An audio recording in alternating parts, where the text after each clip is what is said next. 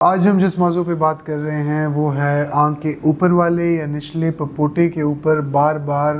دانوں کا بننا، جن کے اندر درد بھی ہوتا ہے اور ساتھ کچھ نہ کچھ جلد کے اندر سرخی بھی آ جاتی ہے۔ بسم اللہ الرحمن الرحیم۔ السلام علیکم، میرا نام ڈاکٹر احمد جمال ہے، میں ماہر امراض چشم ہوں۔ میں نے آنکھ میں 2 FCPS کیے ہوئے ہیں، ایک جنرل آپتھلمالوجی میں، ایک ریٹنل سرجری میں جو کہ پیش نظر کا پردہ بصارت ہے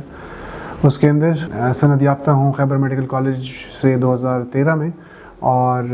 آنکھ کی بیماریوں سے اور اسی فیلڈ میں میں ریلیٹڈ ہوں تقریباً 2015 سے۔ اس کو انگریزی میں ہماری طبی زبان میں تو اسٹائی کہتے ہیں، پشتو میں اس کو غلونکے کہتے ہیں،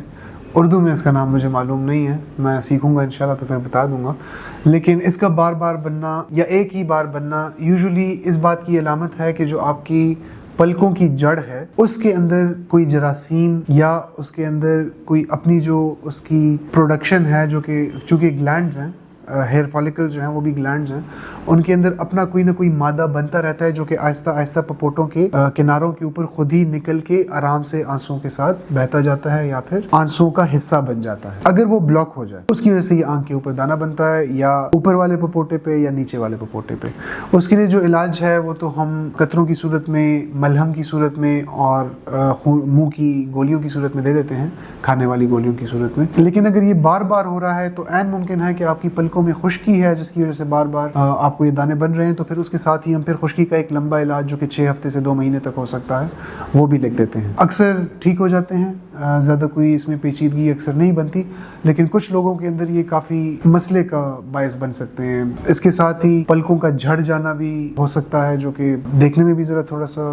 عجیب لگتا ہے اور مریض کو خود ہی فیل ہوتا ہے کہ یہ ایک مسئلہ ہے جو مجھے تنگ کر رہا ہے۔ تو علاج اس کا سمپل ہے انشاءاللہ، اتنا کوئی مشکل علاج نہیں ہوتا۔ اکثر زیادہ تر 90% 95% لوگ جو ہوتے ہیں وہ لمبے والے دانوں کی طرف نہیں جاتے، خشکی والے مسائل باقی ان کو نہیں ہوتے، وہ ٹھیک ہو جاتے ہیں۔ بہت کم کیسز ہوتے ہیں جن کے اندر بار بار یہ دانے بن رہے ہیں اور ان کو دوائی کے استعمال کے باوجود وہ کنٹرول نہیں ہوتے، لیکن ایسے کیسز کم ہیں۔ تو اس کے سے احتیاطی تدابیر میں یہی ہے کہ ہاتھوں کی صفائی ویسے بھی نصف ایمان ہے، صفائی تو نصف ایمان ہے ہی ہے، تو ہاتھوں کی صفائی کا خاص خیال رکھا جائے، بار بار ہاتھ دھوئے جائیں۔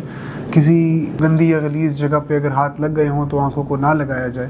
تو یہ پپوٹوں میں بننے والے دانوں سے بچا جا سکتا ہے۔ دوائی کے ساتھ ساتھ ایک اور جو طریقہ ہے اس کے علاج کا وہ ہے، ہم اسے وارم کمپریشن کہتے ہیں انگریزی میں، اور اردو میں اگر ہم کہیں گے تو گرم ٹکور کہیں گے۔ گرم ٹکور دینے کے مختلف طریقے ہیں۔ آپ ایک کپڑا ہلکا سا گرم کر کے یا استری یا کسی چیز کے اوپر پہلے ہاتھ پہ لگائیں، بہت زیادہ گرم نہ ہو، اس سے اس دانے کو دبانا سٹارٹ کر دیں۔ اگر انگلی سے کرنا ہو تو اکثر ہم چائے تو پیتے ہی ہیں، چائے کا کپ گرم ہوتا ہے، صاف ہاتھوں سے چائے کے کپ کو انگلی آپ لگائیں، وہ ایک خاص گرمی تک پہنچ جائے تو پھر اس کے بعد اس دانے پہ رکھ کے اس کو دبایا جا سکتا ہے، جس سے ہلکی ہلکی گرم ٹکور اس کو ملے گی، اس کے اندر جو جمع ہوا گند ہے